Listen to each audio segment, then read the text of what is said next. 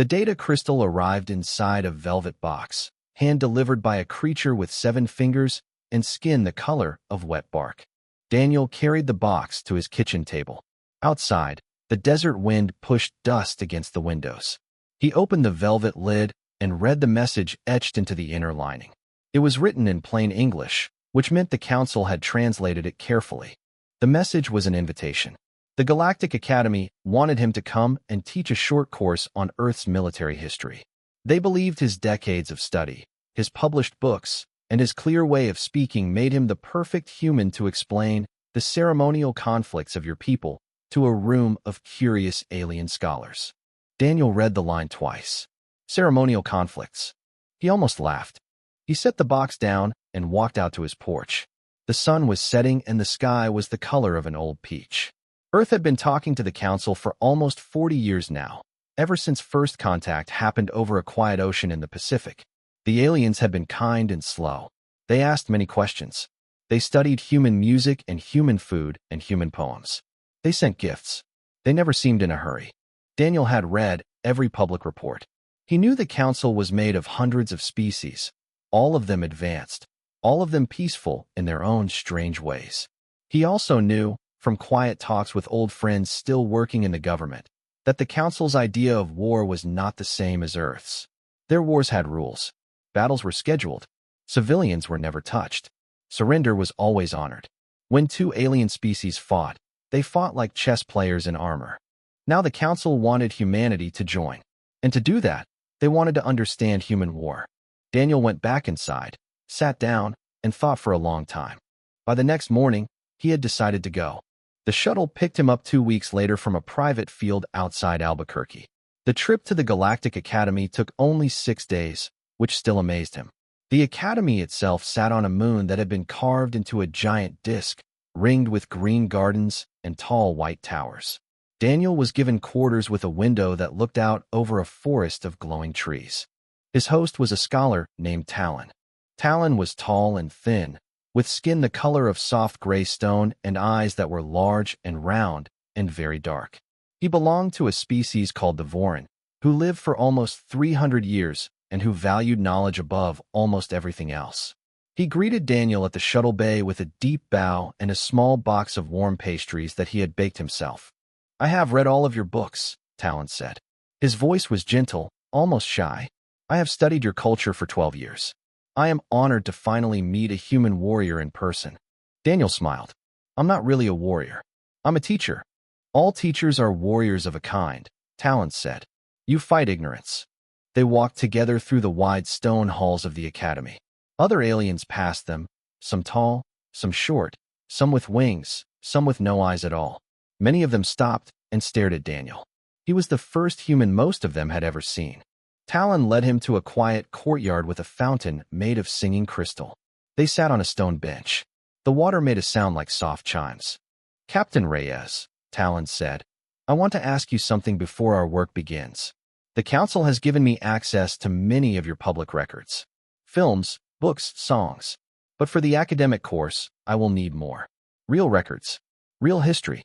Battles, strategies, the things your generals wrote down. Are you allowed to share these with me?" Daniel had expected this. He reached into the inner pocket of his jacket and took out a small clear data crystal. It was the size of a sugar cube. It glowed a soft blue. "Earth's government cleared this for you," Daniel said. "It contains every major battle in human history, from the Bronze Age to the present day. Tactics, weapons, casualties, outcomes. Letters from soldiers, diaries from civilians, photographs, films, everything." Talon took the crystal in his long gray fingers. He held it up to the light. His eyes grew even larger. "This is a great gift," he whispered. "Thank you." "Read it carefully," Daniel said. "Take your time. I will begin tonight." Daniel watched the alien scholar press the crystal to his chest with something close to reverence. He thought about saying something more. A warning, maybe.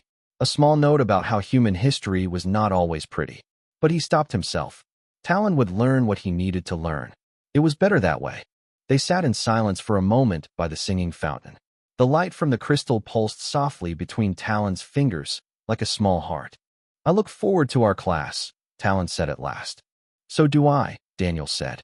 He stood and walked back toward his quarters, hands in his pockets. The wind carried the scent of strange flowers. Behind him, the Voran scholar still sat on the bench, holding in his hands the entire bloody history of Earth, not yet understanding what he had been given. The stars above the academy were just beginning to wake up. For the first 3 nights, Talon could not sleep. It was not the data crystal's fault.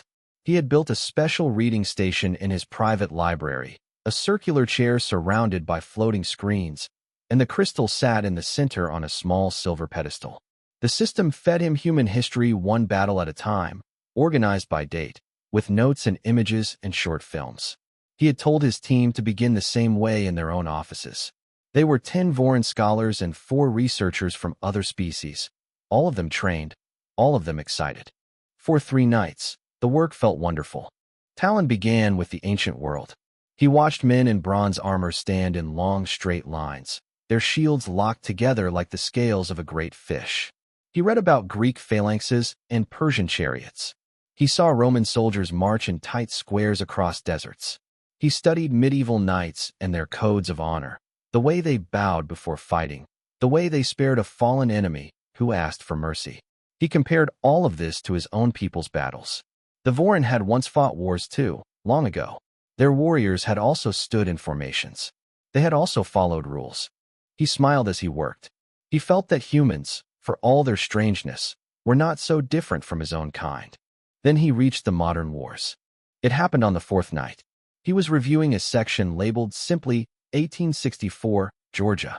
The screen filled with images of a great army moving through farmland, burning every barn, every field, every house.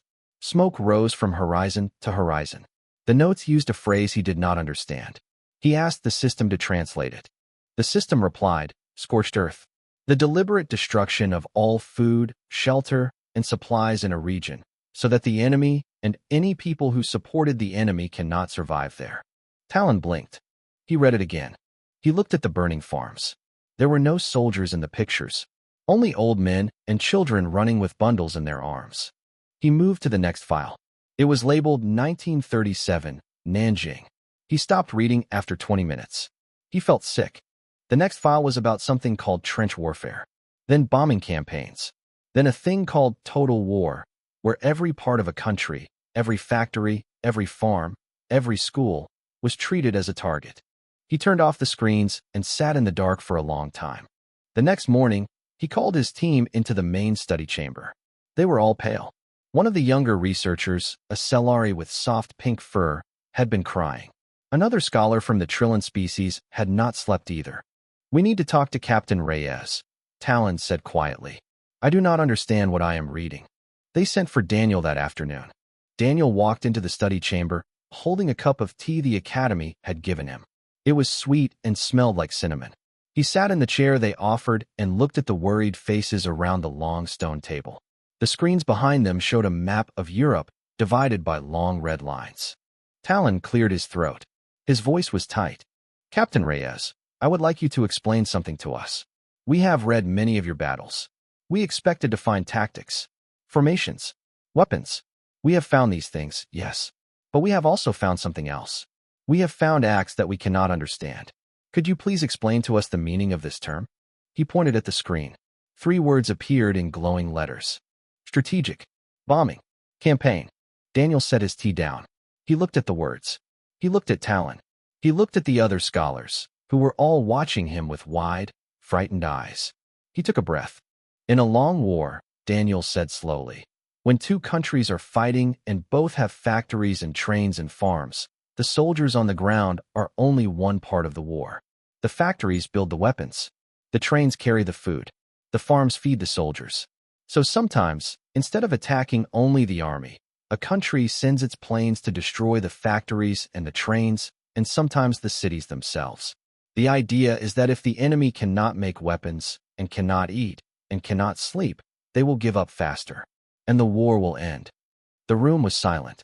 "How many died in such bombings?" Talon asked. "Many," Daniel said. "Sometimes hundreds of thousands in a single night. Mostly civilians." A small sound came from the Cellari researcher. She covered her mouth. "And this," Talon said, "this was considered acceptable." It was considered necessary, Daniel said. There is a difference. Talon stood up. He walked slowly to the window. He looked out at the green forest of the academy, at the children playing in the gardens far below. Captain Reyes, he said, his back still turned. In our wars, the killing of one civilian is a crime that ends a war. The general responsible would be removed from his post and judged. In your wars, you killed cities. Whole cities. And you continued. Yes, Daniel said. Why? Daniel was quiet for a long moment. Then he said, because the other side was doing it too. And because we believed that if we lost, something even worse would happen. Sometimes that was true. Sometimes it was not. Talon did not turn around. I must show this to the council, he said. I think you should, Daniel said. That night, Talon sat alone in his office. He did not eat. He did not drink. He stared at a frozen image on the screen, a long line of human soldiers waiting in a muddy trench under a gray sky. Their faces were young. Their eyes were old. What kind of beings, he whispered, do this to themselves? The emergency bell of the Galactic Council had not rung in 400 years. It was a deep, slow sound, more felt than heard, and when it began that morning, every delegate across 1,000 worlds stopped what they was doing and looked up. By the next sunrise, ships from every member species were arriving at the central council moon. Long banners hung from the tall white columns. The great chamber, shaped like a flower with petals of glass, opened its inner doors for the first time in living memory. Talon stood at the speaker's stone in the middle of the chamber. His hands were clasped behind his back to keep them from shaking. Around him, in rising rows, sat over 600 delegates from every member species. Some had 3 eyes. Some had no eyes. Some breathed through long silver tubes. Some sat in pools of warm water. All of them were silent. In the highest row, the High Council itself watched. 12 members. 12 species. Their leader was an old delegate named Bran, of the Karen people, who had served on the council longer than most species had been members. His skin was lined and pale. His eyes were sharp and very, very tired. Scholar Talon, Bran said. His voice carried across the chamber without any device. You have called for an emergency session. We have come. Speak. Talon bowed. Honored Council, he said. For the past 60 days, my team and I have studied the military history of the human species with the full permission of their government. We did this so we could understand them better and so we could welcome them into our federation as informed friends. I now stand before you to report what we have found. He raised one hand. A great holographic screen lit up above the chamber, larger than any building. It was visible to every delegate and to every world watching the broadcast. I will show you images, Talon said. I asked the council to be strong. The first image appeared. It was a city at night, on fire from one end to the other. The flames were so bright that they had erased the stars. Talon explained that this was a city of 300,000 civilians, destroyed in a single night by aircraft. He explained the word firestorm. He explained how the heat had been so great that the air itself had burned. A delegate from the Alari species made a low, mourning sound. It spread through the chamber. The next image was a black and white film. Long lines of thin people walking through fences, watched by men with guns. Talon explained the camps. He explained that this had not happened in the distant past. He explained that the human who had ordered it had been a civilized leader of a civilized country, with universities and orchestras. The Cellari delegates began to weep openly. The next image was a single great cloud, shaped like a tree, rising over a city. Talon spoke for 2 hours. He showed them the trenches. He showed them the napalm. He showed them the propaganda films that had taught children to hate. He showed them a list of 20th century wars, with the death tolls written next to each one. The numbers were so large that the system had to use scientific notation. He explained the word genocide. He explained the word total war. He explained the phrase no rules. When he finished, the chamber was silent for a full minute. Then High Counselor Brand stood up. He was old, and his voice was soft, but it filled the room. Scholar Talon, he said, you have done your duty. I thank you. But now I must speak as a leader, not as a listener. He turned to face the chamber. My friends, Brand said, we invited these creatures to join us. We sent them gifts. We taught them our songs. We believed they were like us, only younger. We were wrong. They are not young. They are not like us. They are something we have never seen before. He pointed at the screen, where the image of the burning city still glowed. I propose, Brand said, that the war tactics of the human species be declared too horrific to exist. I propose that they be forbidden across all member worlds. I propose that no academy may teach them, no general may study them, no soldier may use them. I propose that the human homeworld be placed under quarantine, that its expansion be limited, and that its membership in this council be denied until they have grown beyond these things. A young delegate stood up at the back. It was Mira, the Salari ambassador who had been assigned to humanity. She was small, with soft pink fur and bright golden eyes. Her voice trembled, but she spoke anyway. Honored Council, she said, I have lived among the humans. I have seen their hospitals. I have seen their poets. I have seen mothers who sing to their children at night, the same way our mothers do. They are not only their wars. Please, they are also their kindness. They have ended slavery. They have built medicines that save other species. They are still learning. Bran looked at her with sad eyes. Ambassador, he said, I do not doubt their kindness. I doubt their hands. A creature can be kind in peace and a monster in war. We cannot risk teaching the rest of the galaxy to become monsters. The vote was called. It was not close. In his quarters at the academy, Daniel watched the broadcast on a small screen. He sat in a soft chair with a cup of coffee balanced on his knee. When the result was announced, he did not speak for a moment. He just shook his head slowly. Then he set down the coffee, walked to his window, and looked up at the stars. They have no idea, he said quietly, what is out there waiting for them. The first world to die was a small farming colony called Velen 3. It was a quiet place, known across the galaxy for its blue wheat and its slow, gentle rains. 40,000 Trillion farmers lived there. They sent harvest reports to the council every season, and once a year they hosted a music festival that visitors came from many worlds to attend.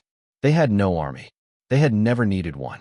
The signal from Velen 3 stopped on a Tuesday morning. The council assumed it was a satellite problem. By Tuesday evening, 3 more colonies in the same sector had also gone silent. By Wednesday, 12, a scout ship was sent. It came back with one short recording before its own signal cut off. The recording showed a long black shape sliding through space. It had no markings, no lights. It was shaped like a curved blade. From its underside, smaller black ships poured out in a cloud, like insects from a torn nest. The council's oldest archives were searched. The shape was found in a record 9,000 years old. The Hollow Ones. The name was almost forgotten. Almost. In the deep past, before the council had been founded, the Hollow Ones had eaten worlds. They were not a normal species. They did not build cities or grow food or make art. They moved through the stars in great ships, and they consumed everything they found. Plants, animals, stone, air. They had no interest in talking. They did not accept surrender. They did not take prisoners. The old record said that for a brief time, almost every thinking species in the galaxy had united to fight them. The war had lasted 200 years. When it ended, half of all life had been wiped out, and the Hollow Ones had vanished into the deep darkness between galaxies. The Council had assumed they were extinct. The Council had been wrong. Within 3 weeks of the first attack, 27 member worlds had fallen. The Hollow Ones moved fast. Their ships ignored normal weapons. Their warriors, when they landed, were tall and thin and gray, with mouths that opened far too wide and eyes that did not blink. They did not speak. They did not stop.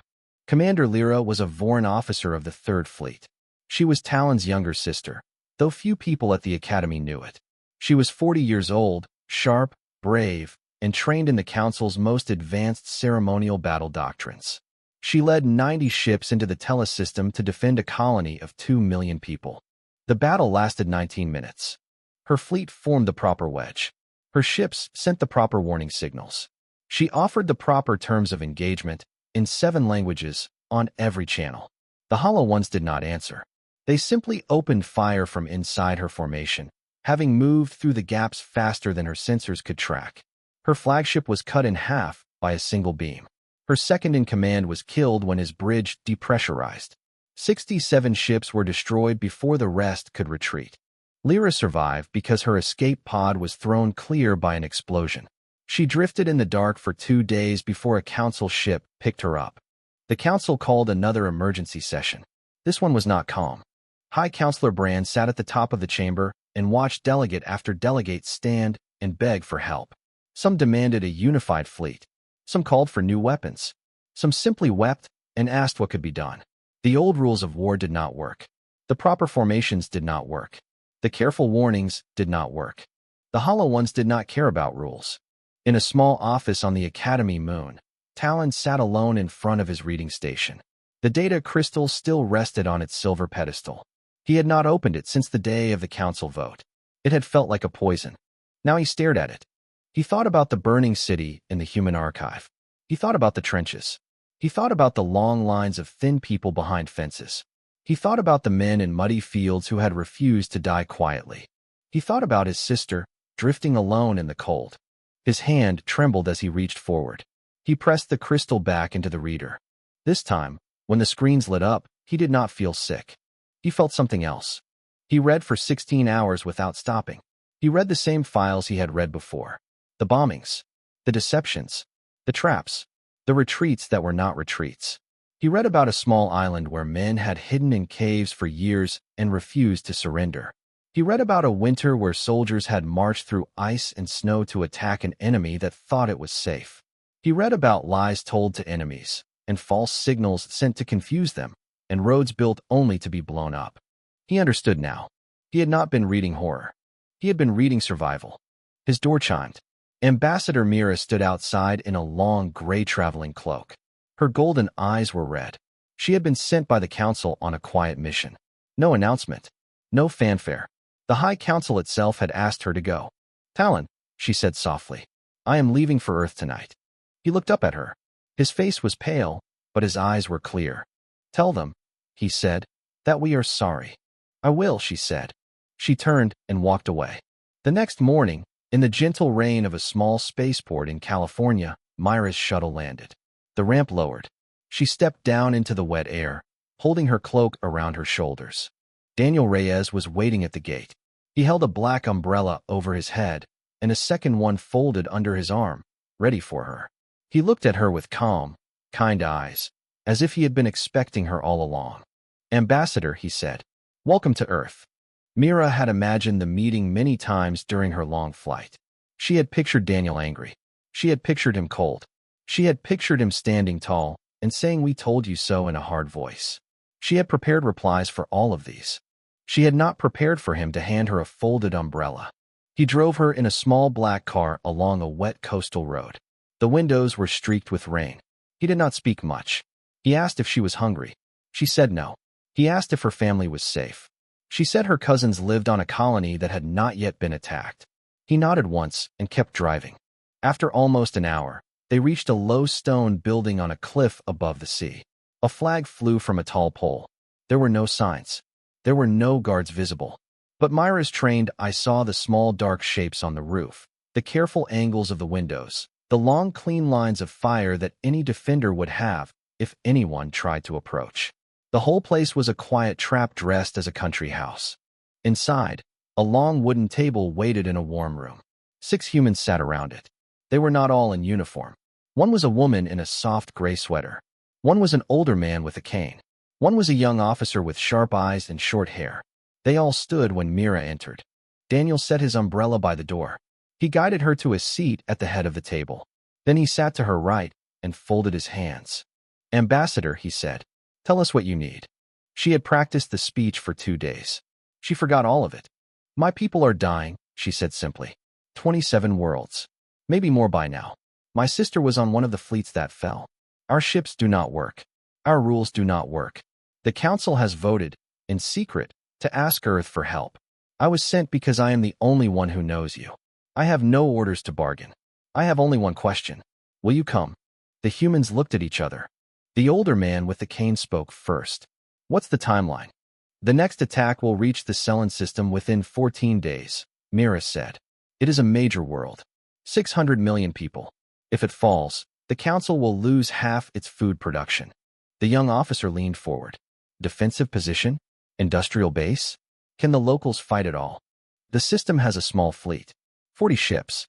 They are brave, but they have never seen real combat. The woman in the gray sweater looked at Daniel. Daniel looked at Mira.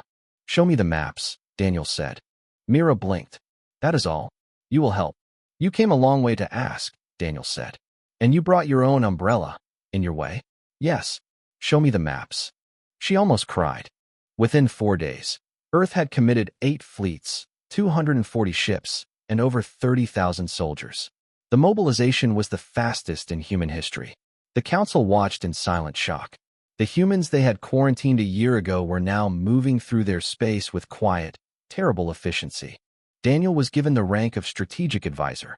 He was 64 years old, and he wore a soft jacket with patches on the elbows, and he never raised his voice. He sat across the table from Commander Lyra, who had begged her superiors to be allowed to fight again. Her arm was still in a sling. Her eyes burned. Tell me how your enemy thinks, Daniel said.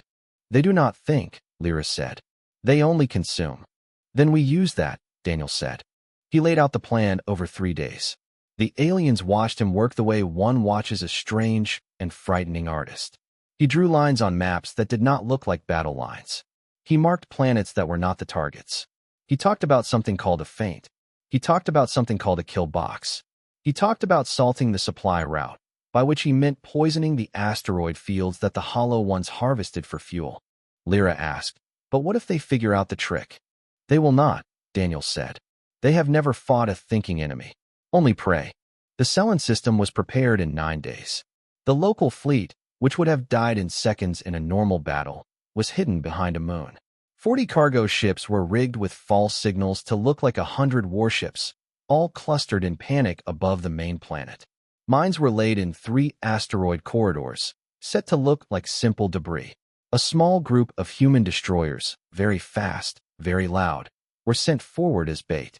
When the Hollow Ones arrived, they saw a fleet huddled around a planet, sending desperate signals, with its only escape route blocked by a debris field. They charged. The bait fleet ran. The Hollow Ones followed, faster and faster, certain of an easy meal. The bait fleet vanished into a debris corridor. The Hollow Ones poured in after them. The mines woke up. 47 enemy ships died in 11 seconds. The cargo ship decoys above the planet exploded their false signals all at once, blinding the rest of the enemy formation. From behind the moon, the hidden fleet, both human and Selene, poured out and struck the confused enemy from the side. Lyra herself led the first charge, her good hand on the controls, her sister's name written in small letters on the inside of her cockpit. The battle lasted 4 hours. When the smoke cleared, the Hollow Ones had lost half their force. The Selene system was saved. 600 million people slept safely that night. On the bridge of his command ship, Daniel stood alone for a moment, watching the scrap of dead enemy ships drift past the viewport. He sipped his coffee. It had gone cold. Welcome, he said softly, to how we stayed alive. The war did not end with one battle. It rarely does.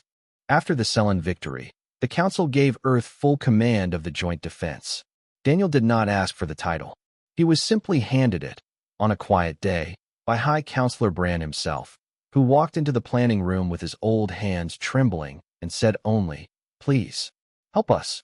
Daniel had nodded and asked for a chair. For 2 years, the joint fleets pushed back against the Hollow Ones, world by world, system by system. Some battles were quick and clean. Most were not. The humans taught the Council things their teachers had once banned. They taught the Vorin how to lay false trails. They taught the Cellari how to use silence as a weapon. They taught the Trillian how to build factories that made weapons faster than anyone had thought possible. The aliens learned. Some of them refused. Those worlds fell, and their stories became sad lessons. Lyra healed slowly. She got back her command and earned a new one, a mixed fleet of Vorin, Selene, and human ships. She and Mira became close friends, the kind of friends only made in war. They spent long nights drinking warm spiced tea in the officers' lounge and arguing about strategy. Talon never returned to teaching. He stayed in his office. He worked. He read every battle report from every front. He wrote a long, slow book in his careful Vorin script. The title, when he finally finished it, was simply a reconsideration. Daniel grew older. The war put new lines on his face. He lost weight. He drank too much coffee.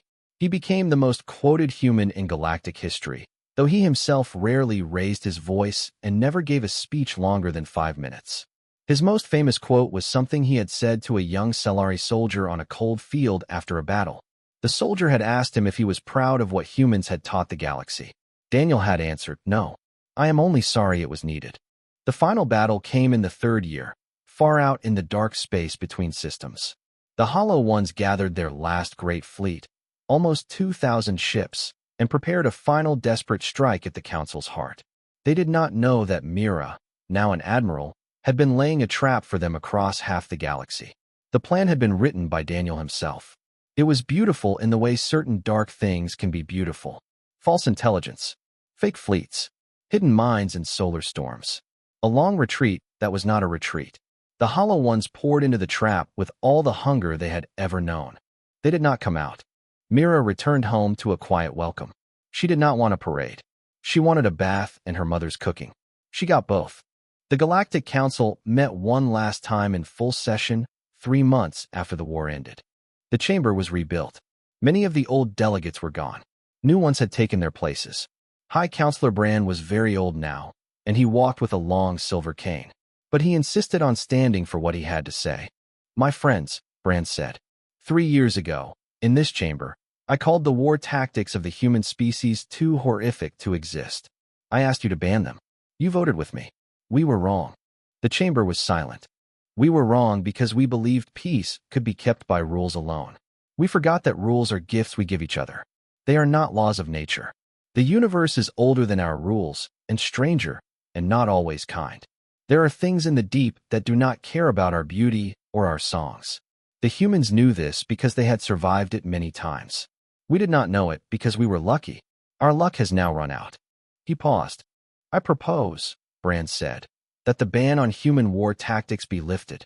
I propose that human strategy be made a required subject in every academy across this federation. I propose that the human seat on this council be granted, not as a guest, but as a full and honored member, with all the rights and burdens that come with it." The vote was not close. Talon rose from his seat in the academic delegation. He walked to the speaker's stone and stood where he had once stood years ago, holding images of burning cities. He did not bring images today. He brought only his book, which he held against his chest.